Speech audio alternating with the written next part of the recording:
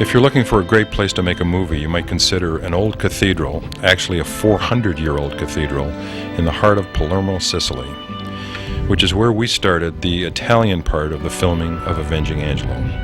I'm Martin Burke, the director of Avenging Angelo. I'm Osama Rawi, the director of photography.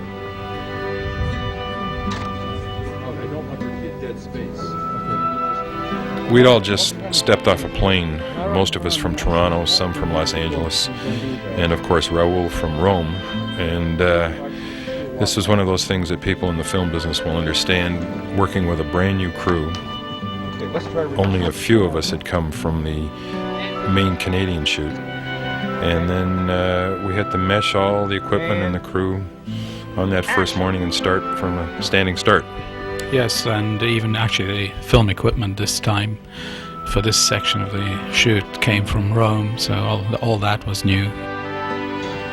And the crew, all the Italian crew was just excellent, as they usually are, and some of them had just finished work on Gangs of New York.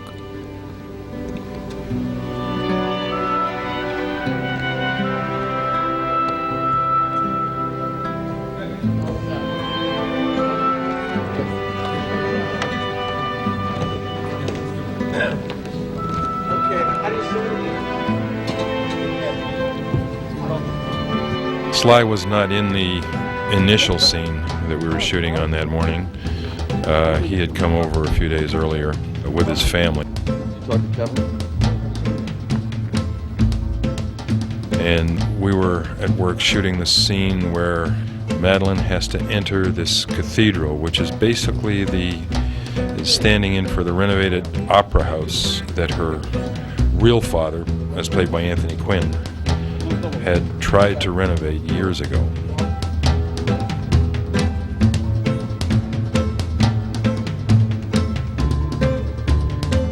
Okay, enough. This is some atmosphere being introduced for the tracking shot. It's a Steadicam shot of Raul and Madeline. This is when he reveals who he really is.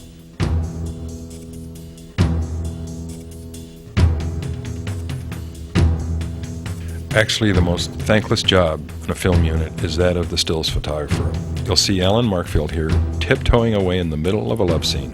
Well, not exactly a love scene, but anyway, it's a tough job and we all appreciated it.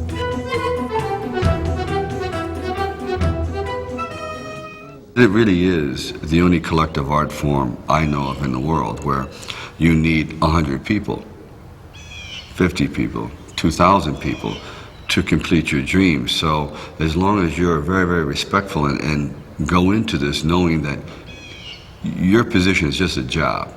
You're no more important than anyone else in this movie at all. You just happen to be the actor, and you're very fortunate to have that. But without the other people, your acting doesn't amount to like Humphrey Bogart or Hill of Beans, because no one's ever going to see it. You need the cooperation of others. The entire Sicilian part of the shoot for Avenging Angelo was done in only 3 days, with 1 day added on at the end for pickups and a kind of second unit that we cobbled together. When you're working with a new crew, new equipment, under these kind of pressures, you're always concerned. And it was something that after the first few hours just evaporated. My big concern was the sound. I'd heard that the Italian sound departments really did very little in terms of trying to record a usable audio track, but Maurizio here was fabulous. He actually gave me sound that was as good as what we got anywhere in North America. That's me trying to get an angle in the cathedral, which was real easy because it didn't matter which way you pointed the camera, you got a great shot. And this is outside the cathedral, and you see part of Palermo here in the scene where Madeline is trying to flee from Raul. The archway behind her, behind them if you notice, is a part of a stunt that you'll see a lot later. A lot of those bricks and rocks are styrofoam, and some of them aren't. I'd like to be wider. Yeah? What's the lens here? That's the 25. There's a 5. Yeah, there's a 18. Yeah.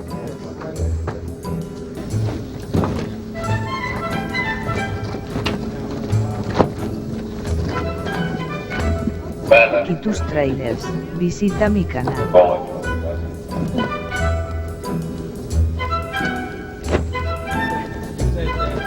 I find between takes, if I start to absorb other people's energy and be a little bit more relaxed and loose, it keeps everyone on the set a little calm, calms me down, and takes me away from that moment. Tell him to go away. Not leaving without Because you think too much about what you have to do. It's like standing on the end of a diving board, and you keep thinking about the jump, and you jump, and the director goes, well, 5 more minutes, and you keep standing there. After a while, you're so tense because you've been concentrated too long. There's only so much. If you notice any athlete, they don't hold that position indefinitely. They release, take their breath, walk back to the huddle, then do it again. Well, when he says action,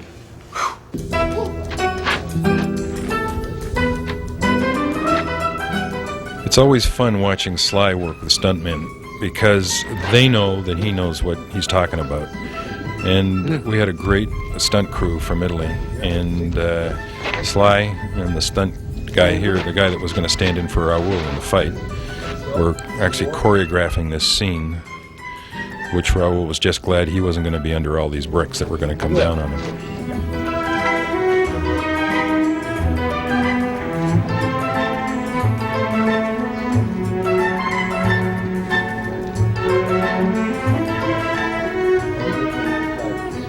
Well, first thing you got to remember is you cannot fool Sly. He's been around long enough. He's done it all, producing, writing, directing, acting. So you've got to be absolutely direct, sometimes completely blunt with him, and it's been amazing. As long as you don't try and con him or fool him or finesse him. I'm not going to kid you and say that he and I have not had our disagreements, but it's been amazing. We've sat down and we've figured a way out, and sometimes he's come to me and say, how about this? And I'll say no, and how about that? And he'll say no, and we find a third way. Okay, half speed rehearsal. That's what he should.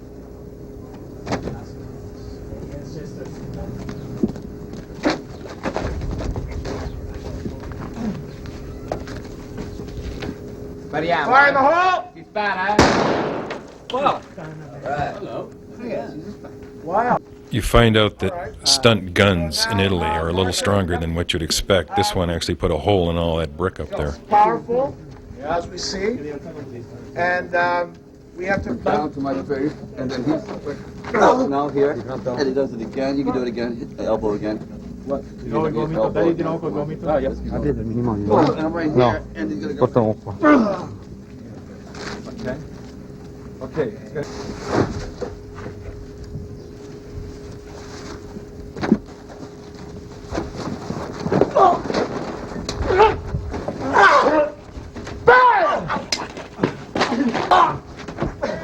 Cut!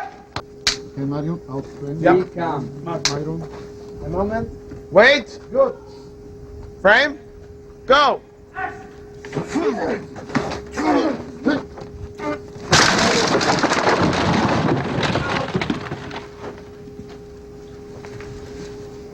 And somewhere under all that rubble is a stuntman. Cut. Is it good? You okay? All right.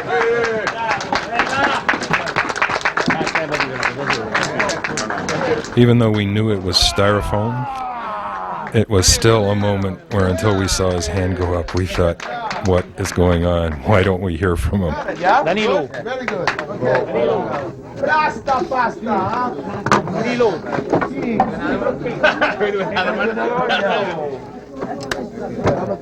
Hey, special effects, good job. Grazie. Okay, let's rehearse the scene.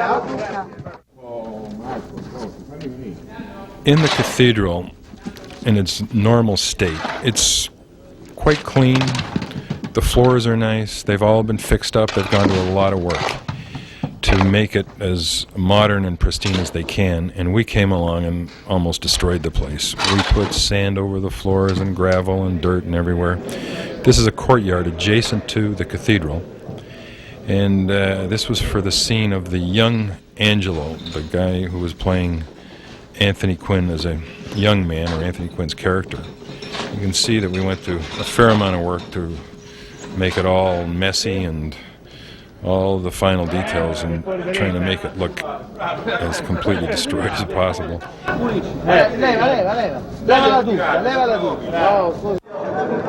Ricordate che è una serata mondana, ci state al teatro, voi siete contenti, felici, vi state divertendo, è importante. And only a few hours later we had to turn it all around, completely cleaning up the place with all these extras in their fine dress as if they were going to a concert. The Italian ADs and our Canadian AD, Myron Hoffer, were run ragged that day, not to mention the art department. And the cleaning up that Eric Fraser, the production designer, and his team did was pretty quick. They really turned it around about an hour and a half. All of which made for a mad scramble on this night. This was a scene that we had to scramble to get in the last few hours. It was actually nighttime while we were shooting this inside the cathedral. And it comes under the heading of the miracle of the cutting room floor, because this is a scene for all that effort, all that work, all that cleaning up, and it didn't make the final film.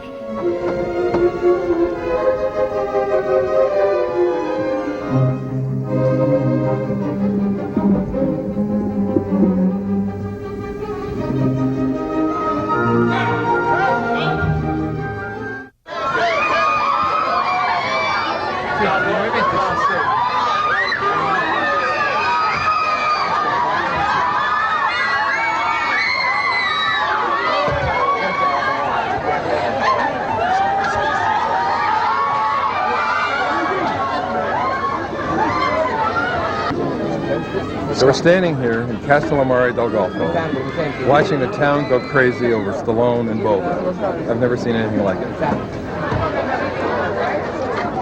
And of course all the Italian men were looking at Madeline, but the only difference in their reaction was that they were a lot more quiet. This is Castellammare del Golfo, a little town about 100 miles up the coast from Palermo. And legend has it, it's right out of The Godfather. On a normal day it's pretty quiet, but when Stallone came into town in his motorcade, along with all the security and all of the police and all that, it created quite a commotion.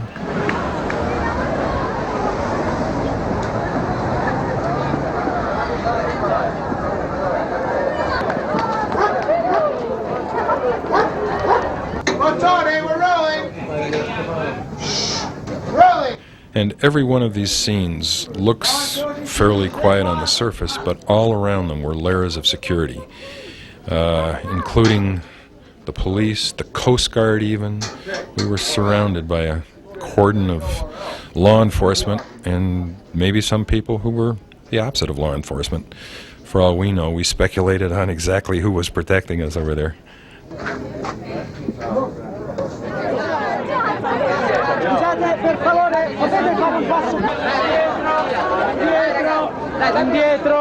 Un po' di silenzio per tutti, grazie.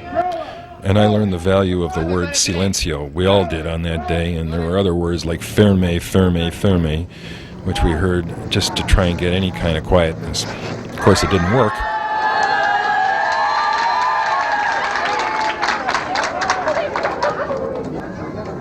And those calls you're hearing are Raoul, Raoul. They sound like cats, but they're the women who are standing all around howling after Raoul Bova, who is a fairly big star over in Italy. And start to act like you're putting them together, okay, as soon as you can. Something that wasn't really much of a star over there was the car that we hired. Beware if you're hiring vintage automobiles in Sicily. This one drank more water than the entire crew put together. And imagine a multi-million-dollar film crew sitting around over and over again trying to make sure that the car works. And of course, it didn't. We kept on with this over and over and over again. It was driving us all crazy.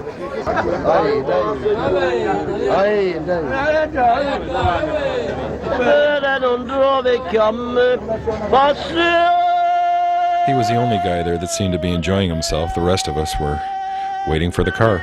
Fermi, fermi, fermi. Azione. And finally, there was the old tried and true method of going from point A to point B. You push it.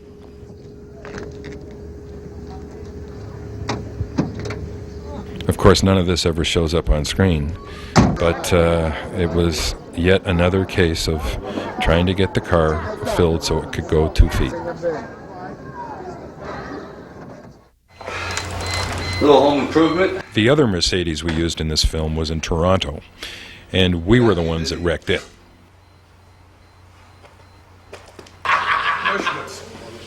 This one. Here we go. Back it up, please. Nice to see you.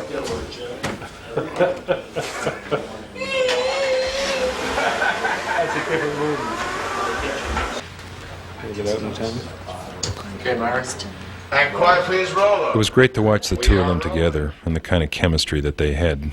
Stallone is somebody who I've admired for a long, long time, and we kept not connecting on different movies, but I always wanted to work with him, so it was the right time. Frankie? Frankie? We've been working in a really comfortable environment where the characters are rock solid. They're written the way men and women were written in 1930s, 40s comedies. So that's sort of foolproof. You know, it's true screwball. I mean, things where the characters bicker back and forth. You okay? Peachy. Raleigh is a squad leader. On camera, something kind of fun happens. And we're always bickering. Okay, settle. And action!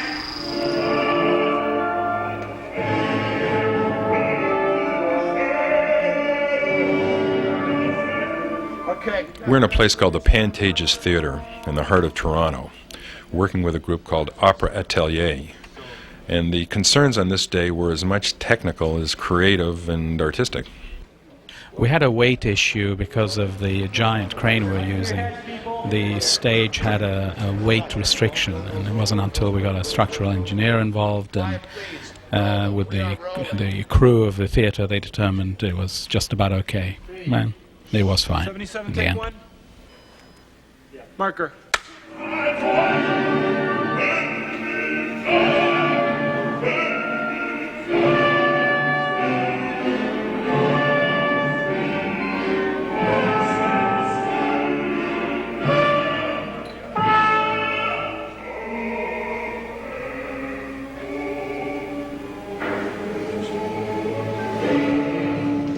You know what he's saying?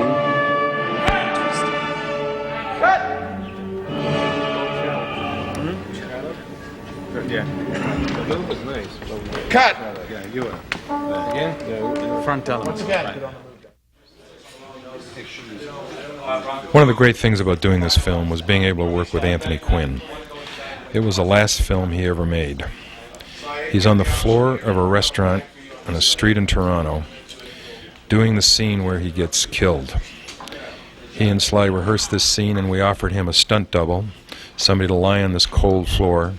He was very ill when he did it, and he refused. He was going to go through this scene just like Sly.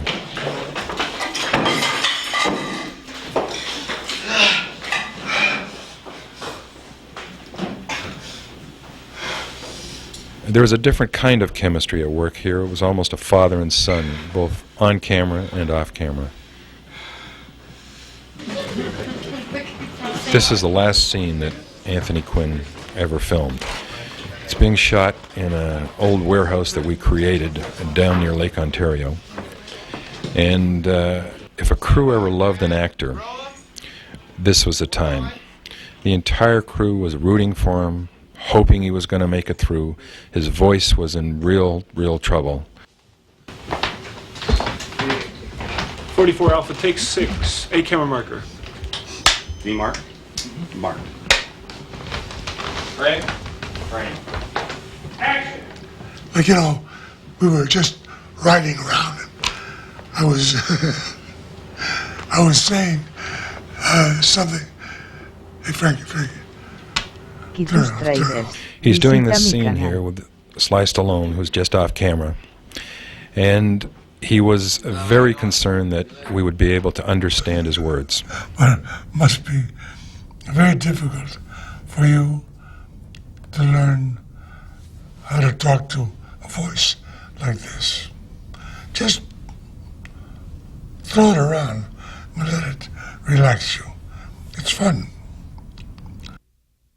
We had flown a homeopathic doctor in from West Virginia, of all places, a guy who treats rock stars when their throats go out on them. And in the middle of the shooting, we would take a break and he would work on Anthony. We know how to play this scene. They're all on one side. We don't need your sticky music. We don't need your lousy music. Alpha camera marker. And this is the last scene he ever did with an actor.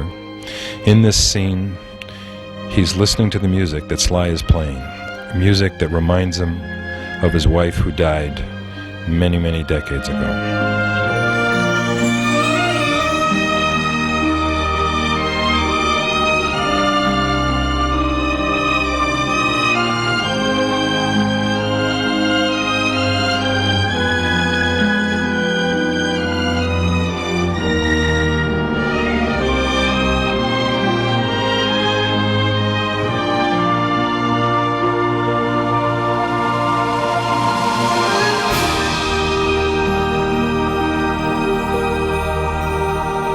Who are you? I'm Will Aldous. I'm Steve Mackel. And we wrote Avenging Angelo. In concert. Ensemble. I wanted to be Italian, so I started writing a movie about a WASP guy who's Italian. And then a friend of mine said, well, why don't you make your part a woman? So I became a woman in the script, which was a lot less painful than you would think. Than in real life, which you also did. And so I wrote the draft, one or two drafts, and then it's supposed to be a romantic comedy, and it wasn't very funny. Which was a problem. So it's where he came in, and Steve came in and saved it and made it much funnier than I'm being right now. Because romantic comedies are based, God, I'm like the old professor. Romantic comedies, it's got to be really difficult for the man and woman to get together, which now isn't too tough for people to do. So we needed them to be in different social classes and to be worlds apart. So Stallone has been her bodyguard for Madeleine Stowe's Jennifer, her bodyguard for years, and because unbeknownst to her. Unbeknownst to her, and because he's her bodyguard, he can't really act upon his love for her, and that's where the tension comes from. I'm a little drunk and goofy from the loss of blood, so if I happen to say something out of line, I'd like to apologize ahead of time. Did you do any research? Well, I just grew up in an Italian family. He's Italian. Half Irish, half Italian. So that probably helped. That helped. But all the laughter and the loud storytelling and the passion, that all came from just growing up in Cleveland in an Italian family. And what's with this? This! Don't shrug, speak! And when the mobsters are sitting around exchanging stories. Too bad, huh? Do me a favor, why this retard reshuffle? Can you go check on the old man for me? What do you call me a retard for? I'm from Lake Forest, Illinois, where there's no... He's the WASP. I'm Jennifer, essentially. And he's Frankie. Frankie. Yeah, he's Frankie. Frankie. Jennifer's actually my mom. That's how my mom talks. Yes. So that's who I was really writing, was my mother. I'm sure she'd be thrilled to hear that. As soon as I realized that Jennifer talked like my mom, or like waspy women from Lake Forest, where everything is divine, and everything is fabulous, and everything's crucial this, and exquisite that, you know what I mean? Once I heard her talking, then we kind of started to have something.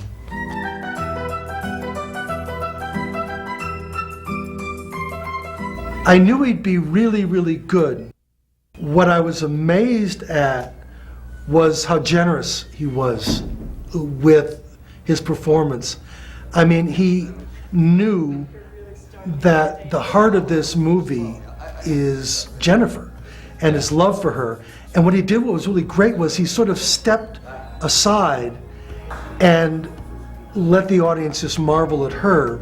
And by doing that, he sort of quieted his own performance, and you could feel real love, real quiet love coming from him. I was blown away by it. I thought he was great. I thought he was just great. And I thought she was really funny too. Yeah. But the writing was phenomenal.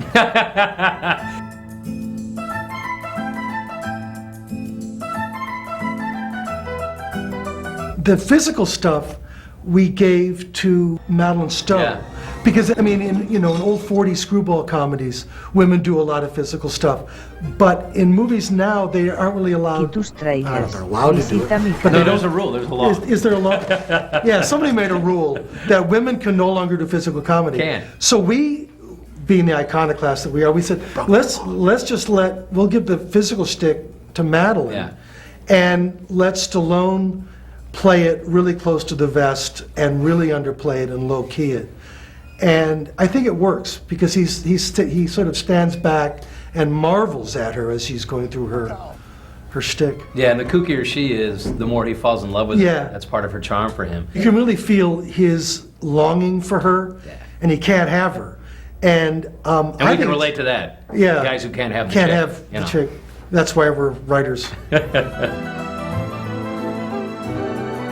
And Anthony Quinn's character, Angelo, was interesting in that he did the right thing despite how hard it was on his heart. I don't want to give it away, so you have to watch the movie. But he ended up staying in his daughter's life throughout his life, even though he never really had a relationship But with from her. a distance. From a distance.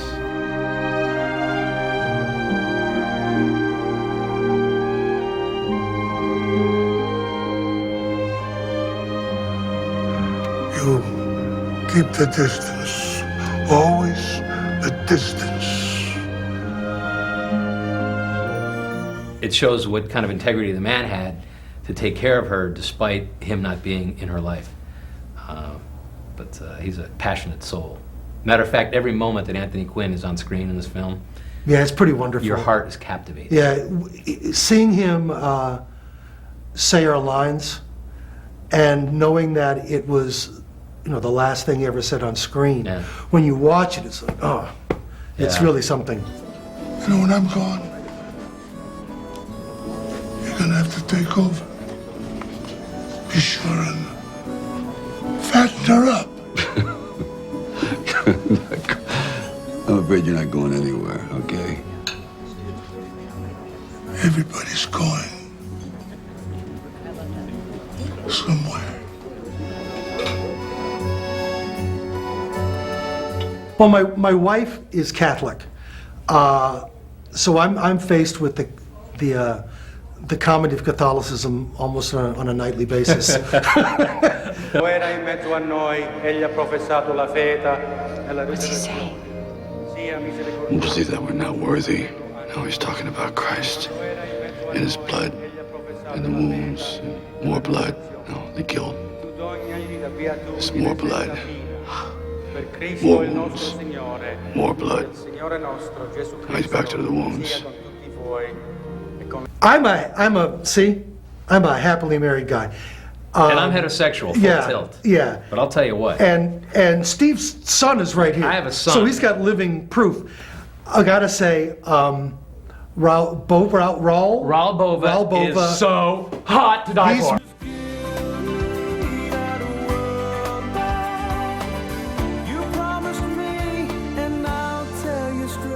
When Steve and I were working together, we knew we had something pretty good, but we didn't have the heart of it yet. Yeah. And then Steve just said a line in passing, something about the ghosts along the Amalfi Coast. And we both just went, and the movie just came together like that. We got the emotion of it. Yeah, because when Anthony Quinn's character's life was perfect is when he was in Sicily, in love with his bride, and she was carrying their child. And that was the last time his life was truly perfect. Yeah.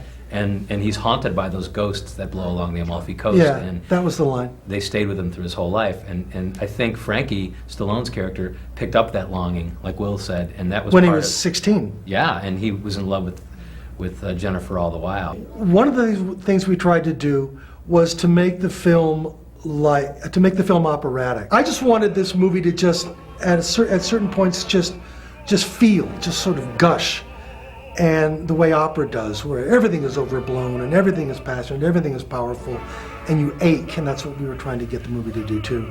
You know what was the most fun of this whole movie? Oh, absolutely. Was going to the Warner Brother lot and seeing Bill Conti direct a 70-piece orchestra. When 30 violins come in at once. Oh man! And then we the were Lord like, is nigh. we were like little school kids. We were going around to the violinist going, "Thanks, man. Thanks, that was great, man. Thanks a lot." I think they did a wonderful job, and it was cool meeting him. You know. Yeah, real unassuming cat. Hi, Bill. We're the writers. Yeah. What's cool about it, people ask, how did the movie get made? How did you get the movie to Stallone? How did all this stuff happen? My answer is always the same. Stanley Wilson. This is Stanley Wilson's one of the producers on Avenging Angelo, and he never gave up. Stanley used to say for 2 years, we go, "How's it going, Stanley?" He goes, "Well, I got 3 no's today." We go, "Oh man," he goes, "That's okay, it's only a no for today." He never gave up. So it's fun to go. So thank you, Stanley. Yeah, Stanley Wilson, you're the reason that we're sitting here. Oh, every time I look in your